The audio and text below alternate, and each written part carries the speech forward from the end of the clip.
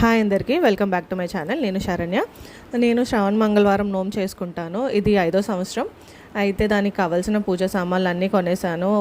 పూలు, అరటిపళ్ళు, ఆకులు, చెక్కలు, ఊదొత్తులు. సో పూజ సామాన్లు అన్నీ అయిపోయిన తర్వాత వాయనం ఇవ్వడానికి నేను గాజులు తీసుకున్నాను కొంతమందికి.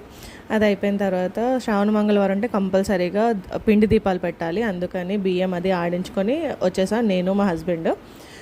అయిపోయిన తర్వాత శ్రావణ మంగళవారం అంటే మంచిగా రెడీ అవ్వడం. శ్రావణ మంగళవారాలైనా శుక్రవారం అయినా మంచిగా రెడీ అవ్వాలి. అందుకని నేను గోరింటాకు కూడా పెట్టుకున్నాను, మా తోటికోడలు పెట్టింది. అయితే శనగలు కూడా ఇవ్వాలి వాయనంకి. శనగలతో పాటు అరటిపళ్ళు, ఆకు, చెక్క, చిలటానం ఇస్తారు. అందుకని ముందే నైట్ నానేసుకుంటున్నాం శనగలు. నాది 5th సంవత్సరం, అంటే నేను 25 మెంబర్స్కి ఇవ్వాలి.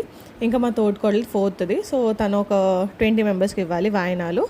అదంతా అయిపోయిన తర్వాత నానబెట్టేసుకొని నైట్ అంతా క్లీనింగ్ చేసేసుకొని పడుకుని పోయాం.